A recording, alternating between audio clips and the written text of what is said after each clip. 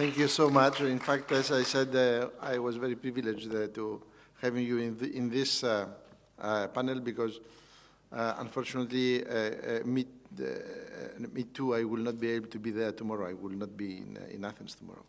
So we had the possibility to include you in this panel. I guess we need to have a 10-minute break, not more than that, because Professor Polemarchakis must be leaving by 5, and everybody must have left by 5:30. Sorry? No, I believe we had too many speakers, and perhaps everyone needs to refresh his mind, but not more than 10 minutes. Thank you. After the non-coffee break, I mean, we missed coffee. Something went wrong. Apologies. Horrible. You are telling me, without coffee?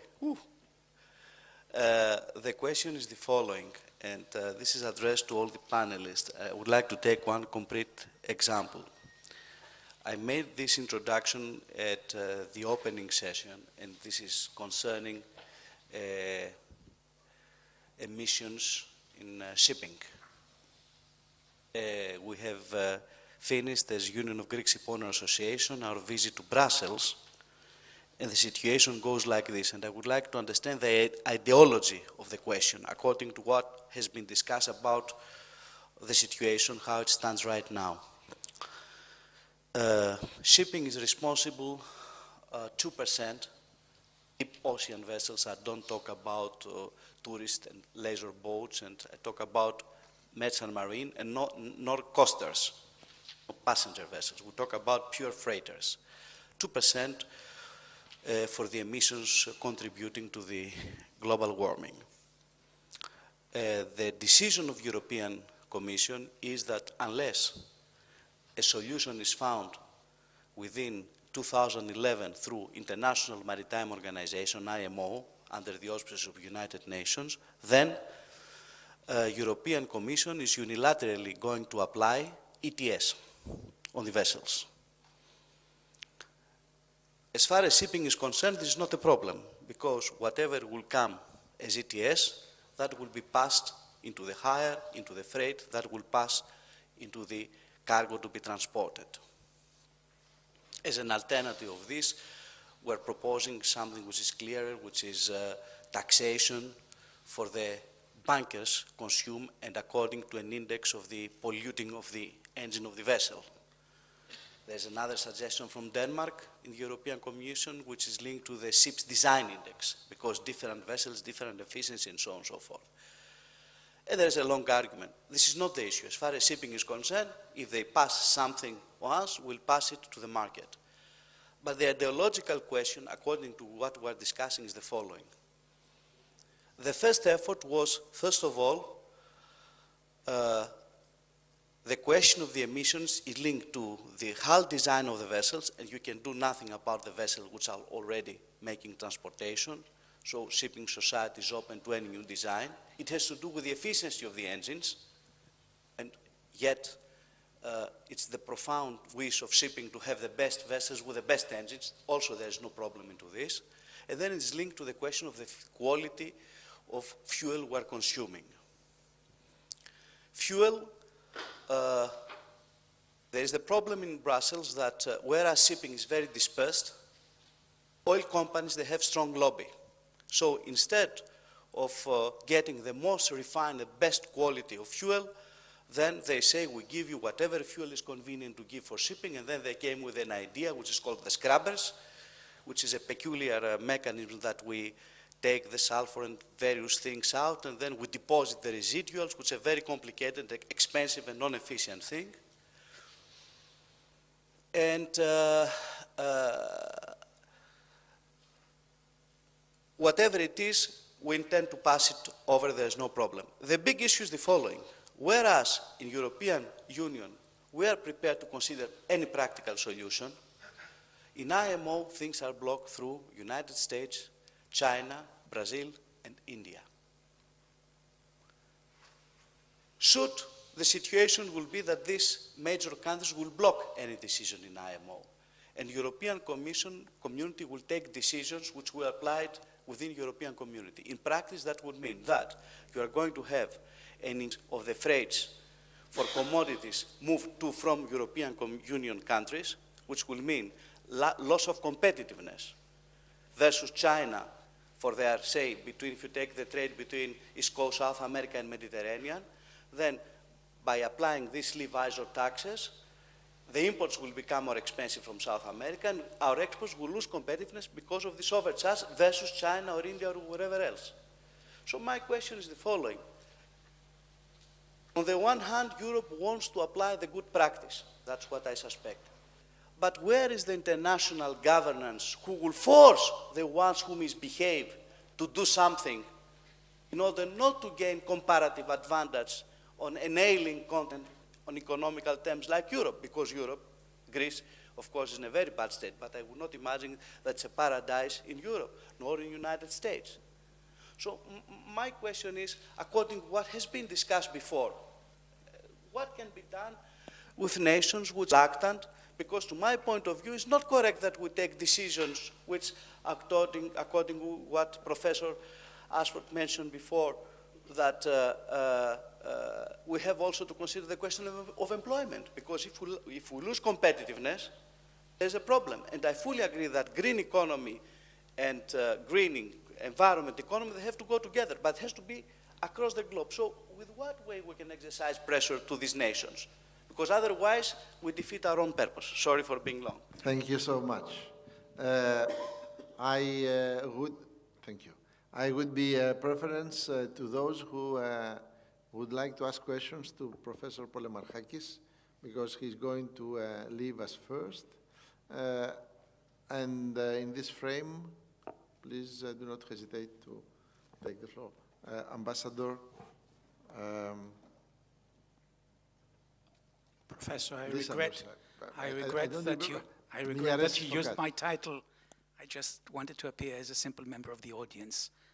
In this capacity, as a simple member of the audience, I think that I should express my deep gratitude for the extremely stimulating presentations of all the panelists, and also a tremendous food for thought for the simple citizen. Now, my question, from the discussion this morning, as well as the interventions this afternoon, I registered two common denominators: be it the economy or be it the environment. In the first case, we almost reached the precipice. In the second case, the precipice is very near. I also took note of the very imminent big problem looming ahead, the lack of jobs. Now, the second common denominator that I registered between what was said this morning and this afternoon is that the problems are systemic, and the changes that need to be made are fundamental changes, because this economic crisis, apparently, from what was being said by you, is not just one cyclical phenomenon of a downturn. It's much more, it's deeper, it's much more fundamental. Now, most of you offered prescriptions, suggested solutions, mentioned key areas where the problem lies, which evidently require this radical change. Now, 2 years after the crisis that erupted in 1998, there have been some initiatives, undoubtedly, like, for example, the G20 somehow replacing or supplementing the G8. But are you really detecting initiatives, moves? I'm thinking also of an alliance that could take place between the universities and the civil society, the NGOs, so as to speed up this need for fundamental changes, this need for the radical solutions to take place, and for us as members of the society to start behaving differently. Are you detecting in this 2 years the roots of the beginning of change? Thank you. Professor?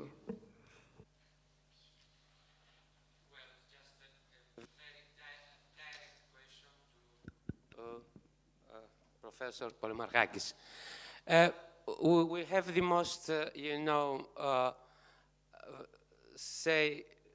wouldn't say criminal, but one of the most dangerous phases in our economy, the economic crisis. What is his suggestions to the government for the therapy of the crisis? Thank you. Any other question, please? Professor Avgouleas. After a question, but I will start with Herakles.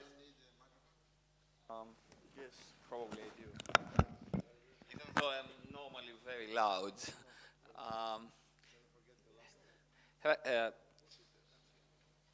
Congratulations to all of you for exceptionally stimulating presentations.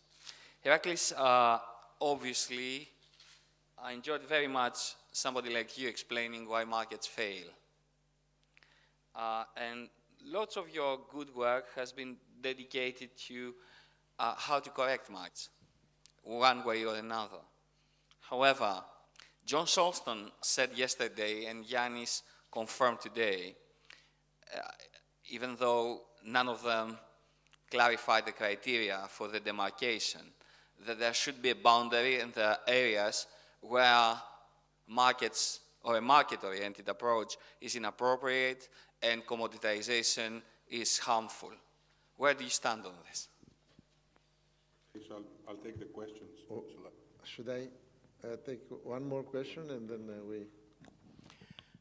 Thank you very much. I'm Stephen Hockman. I'm chairing a panel on environmental justice tomorrow, so I'll be very brief indeed. But I did want to make this comment in response to the first question about shipping and the problem that arises when some actors, whether state actors or non-state actors in the world, adhere to standards of sustainability and others do not. And I just wanted to mention, and I'm going to expand on this tomorrow morning, and I suspect others will too, that it may be that what we need is new international legal institutions. I'm involved with a group of people who are promoting the idea of an international environmental court to which a country like Greece, which feels that its interests are being prejudiced by the sort of behavior that was being described, could bring a complaint, and an institution of that kind might be an answer, not the only answer, to the question that was asked. I apologize for preempting anything that the panel might have been going to say. Thank you. Now I turn to the panel, Professor Polemarchakis, and then eventually we will come back to you. To answer at all possible these questions, so it was very challenging. Now, as far as the shipping question is concerned, I don't have, I understand the problem. Now, what puzzles me is that when you talk about why, so I'm answering with a question, that's a bit of a Jesuit attitude, but I mean, as far as imports from China, let's say China versus Europe, why would this, I mean, the Chinese would have to pay the same duties, am I right? Because the Chinese products would have to cross into European waters when they come in, the same way that good European goods pay to exit Europe. So where is the, I mean, of course, it advantages trade between Japan, between China and Brazil, but between China and Europe, okay, but it's between them. There is no environmental dumping protection. That there is a trade between, say, East Coast South America and Mediterranean. And there is a trade between Mediterranean, between East Coast South America and China. There are competing markets. I mean, Europe competes in imports and exports, say, with certain Far Eastern destinations.